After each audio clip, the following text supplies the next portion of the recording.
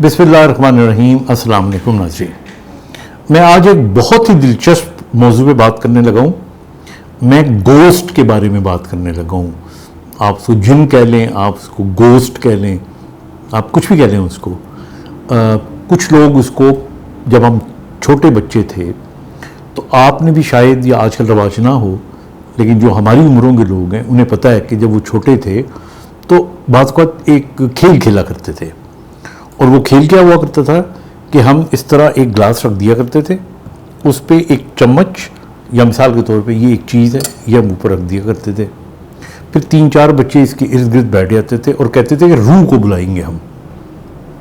और फिर हम अपने दिमाग के अंदर आंखें बंद करके सोचा करते थे कि अगर रूह आएगी तो रूह आके चम्मच को हिला देगी। और वो चम्मच अगर यूँ पड़ी होती थी तो कई दफ़ा, नॉट ऑलवेज, वो यूँ हो जाती थी। और फिर कुछ बच्चे जो थे वो कहका मार के वो बड़े खुश होते थे, कुछ डर जाया करते थे। ये क्या था? क्या ऐसा हो सकता है कि हम कुछ भी कह लें उसको बुला सकते हैं कि नहीं? अब कनाडा के कुछ साइकेट्रिस्ट थे, उन्होंने सोचा कि हम इसी तरह गोस्ट कोई है जिसको बुलाते हैं तो देखते हैं कि गोस्ट हम क्रिएट कर सकते हैं, आ सकता है कि नहीं आ सकता। तो उन्होंने क्या किया कि वो 5-6 लोग थे, वो बैठ गए। बैठ के उन्होंने आंखें बंद कर ली और अपने दिमाग में ये सोचना शुरू कर दिया कि वो किसी गोस्ट से मुखातिब हैं, या एक उन्होंने ख्याली एक इंसान या एक गोस्ट उन्होंने बनाया है। तो फिर उन्होंने सोचा कि अगर हम इससे बात करेंगे तो इसका कोई नाम भी होना चाहिए। तो उन्होंने इसका नाम रखा मिस्टर फिलिप्स। और अपने जहन में ये रखा कि मिस्टर फिलिप्स जो है वो 6 फुट ऊंचा है और वो सूट पहनता है, हैट पहनता है और सिगार पीता है।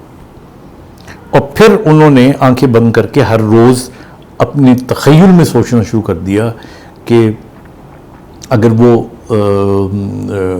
गोस्ट है, वहाँ पे मौजूद है, तो उसे अपनी प्रेजेंस शो करनी चाहिए।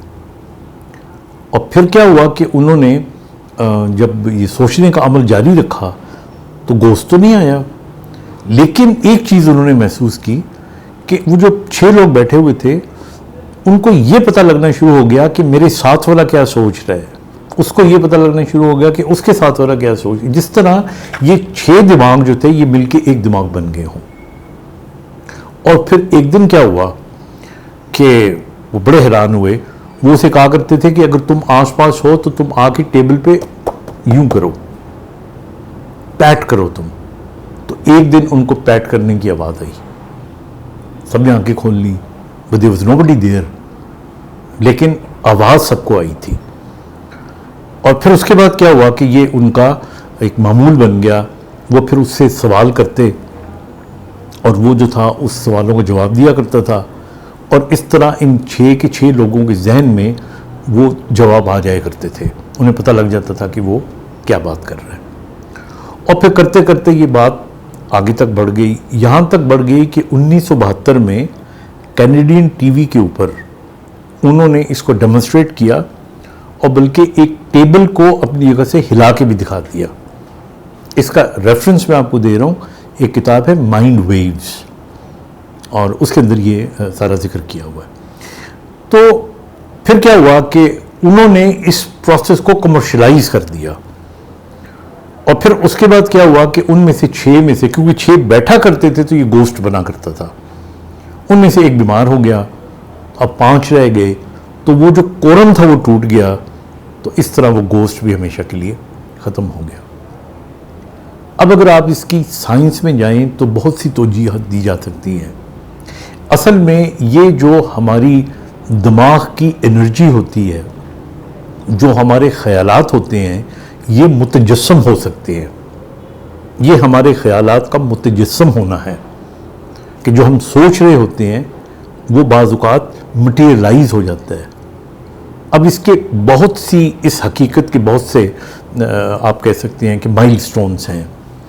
ये एक आम सा थॉट भी हो सकता है जो सिर्फ थॉट की सूरत में हमें मटीरियलाइज होता हुआ नज़र आ रहा हो, लेकिन अगर हमारी खोज की ये सोच और हमारी जो कंसंट्रेशन है वो बढ़ती जाए, तो याद रखिएगा कि ज़िंदगी में ऐसे गोश्त हम बना सकते हैं जो हमारी मदद भी करते रहेंगे, हमारे साथ भी चलते रहेंगे। लेकिन ये हकीकत है कि आपकी जो सोच है, जितने भी दुनिया में इस किस्म के एक्सपेरिमेंट्स किए गए हैं, उनके अंदर एक और चीज़ देखने वाली ये है कि जिस तरह आइंस्टाइन की थ्योरी में है ना कि अगर कोई चीज़ स्पीड ऑफ लाइट की स्पीड पे चलती है तो energy can be converted into matter. इसी तरह हमारी जो सोच है उसकी energy can be converted into matter. इस पर सोचिएगा और मुझे फीडबैक दीजिएगा। Thank you.